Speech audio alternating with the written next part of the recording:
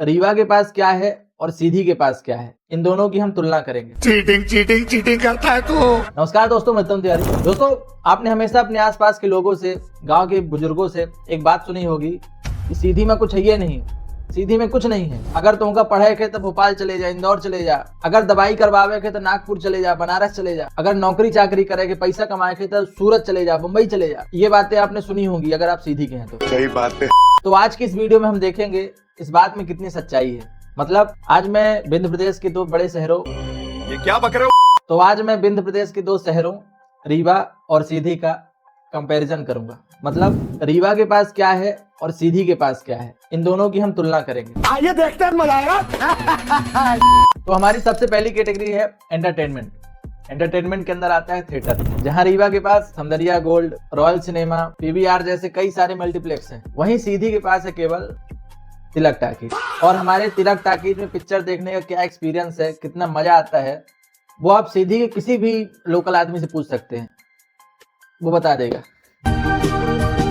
और तिलक टाकीज एक single screen talkies है। ये दुर्भाग्य हमारे सीधी का कि 2026 में भी हमारे पास अच्छा थिएटर नहीं है। गरीब आदमी पिक्चर देख ले। और थिएटरों में एक अंतर ये भी है, कोई भी फिल्म शुक्रवार को रिलीज हुई, रीवा में शुक्रवार को ही आ जाती है, लेकिन वो पिक्चर सीधी आते आते पूरा हफ्ता बीत जाता है। इसके पीछे क्या कारण है मुझे नहीं पता, लेकिन ऐसा होता है, मैंने कई बार नोटिस किया है। ये भगवान क्या जुल्म है।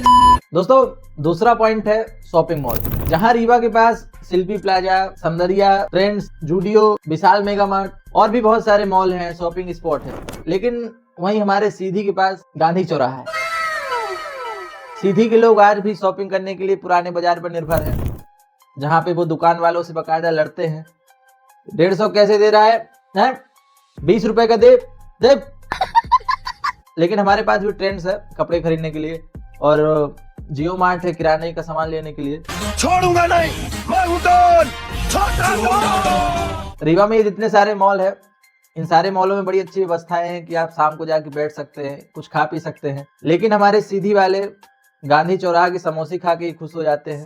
दोस्तों, इस सीरीज के माध्यम से मैं सीधी और रीवा की काफी सारी चीजों की तुलना करने वाला हूं। और ऐसा बिल्कुल नहीं है कि सीधी हर चीज में पीछे है, बहुत सारी चीजें हैं जिसमें सीधी रीवा से आगे है। वो सारी बातें हम करेंगे अगली वीडियो में। अभी मजा आएगा ना भिड़ो। दोस्तों, हमारा तीसरा पॉइंट है पार्क और पिकनिक स्पॉट। यार, अगर देखा जाए तो रीवा में बहुत सारे पार्क हैं। मतलब छोटे छोटे बहुत पार्क हैं, बड़े में अगर आए तो इको पार्क, अटल पार्क। अटल पार्क वही है जहाँ रीवा के सारे ब्लॉगर घुसे रहते हैं 24 घंटा वहीं, मुझे लगता है वहीं खाना भी बनाते हैं लोग। उसी जगह को कम से कम 700-800 ब्लॉगरों ने दिखा दिया।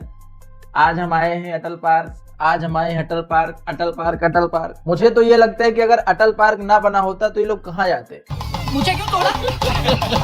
खैर, रीवा में बहुत सारे पार्क हैं। और अगर वहीं बात करें सीधी की, तो हमारे सीधी में है पूजा पार्क।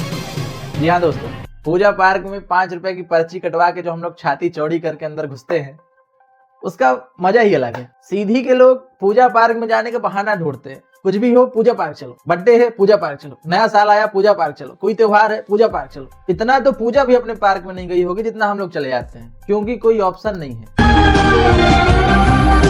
दोस्तों, बहुत से लोग सोचेंगे कि मैं सीधी की बुराई कर रहा हूँ, सीधी को रोस्ट कर रहा हूँ, जबकि ऐसा नहीं है। मैं सीधी जिले का निवासी हूँ, सीधी मेरी जन्मभूमि है, सीधी से मैं बहुत प्यार करता हूँ। जो सुकून मुझे बनारस के घाटों पे नहीं मिलता, वृंदावन की गलियों में नहीं मिलता, अयोध्या के शामों में नहीं मिलता, वो सुकून मुझे मेरी सीधी में मिलता है।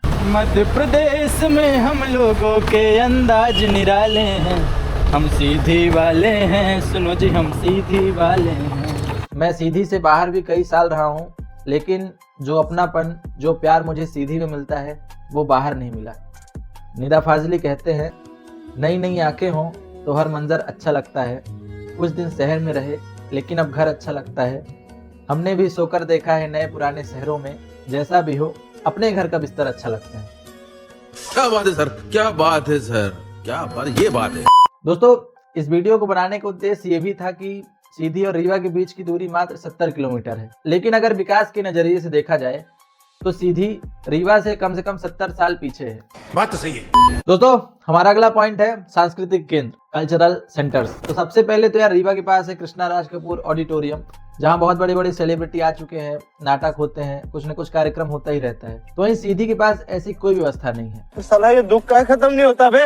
अगर हमें ऐसा कुछ करना है, किसी को बुलाना है तो मैरिज गार्डन में कर देते हैं, नहीं तो पूजा पार्क तो है ही। जलवा है हमारा। यही कारण है कि बघेली बौछार जैसे बड़े बड़े कार्यक्रम जिसमें सारे कलाकार सीधी के होते हैं, लेकिन उनको किया जाता है रीवा में, क्योंकि हमारे पास कोई ऑप्शन नहीं है। देखो मैं रो नहीं रहा हूँ, मैं खुशी में मेरे आंसू निकल रहे हैं। दोस्तों, एंटरटेनमेंट कैटेगरी की बात हुई आज और बहुत सारे पॉइंट्स हैं जो मुझसे छूट गए हैं। अगर आपको पता है तो कमेंट कर देना, आगे की वीडियो में उसकी चर्चा कर लेंगे हम। ठीक है दोस्तों, सीधी जिले में एक डिमांड आ रही है प्रेमी जोड़ों के हवाले से। इनका कहना है कि सीधी में ऐसी कोई जगह नहीं है जहाँ पे हम बैठकर प्यार के दो मीठे बोल बोल सके, चाहे वो पति पत्नी हो, चाहे वो प्रेमी प्रेमिकाएं हो, और पब्लिक का रिएक्शन ऐसा भी ना हो कि ओ अरे बाप रे, ये देखा ये लड़कन का, ये बिटिया और लड़का एक दूसरे से बात कर रहा, दोनों साथ में बैठे हैं, करम फूट गए सीधी के। दोस्तों, यूं तो रीवा सीधी की तुलना में बहुत सारे पॉइंट्स निकल कर आते हैं, लेकिन बहुत सी ऐसी चीजें हैं जो आपको पता है लेकिन मुझे नहीं पता। सीधी और रीवा में और क्या क्या अंतर है, अगर आपको भी पता है तो नीचे कमेंट्स में लिख देना। तो उससे मेरा क्या फायदा। तो अगर आपका कमेंट सार्थक होगा, मेरे काम का होगा, तो मैं आपके पॉइंट्स को भी अगली वीडियो में दिखाऊंगा। और ऐसे ही और वीडियो देखने के लिए फॉलो कर ले। वीडियो अच्छा लगा हो, कुछ नया देखने को मिला हो, आगे शेयर कर दे। धन्यवाद।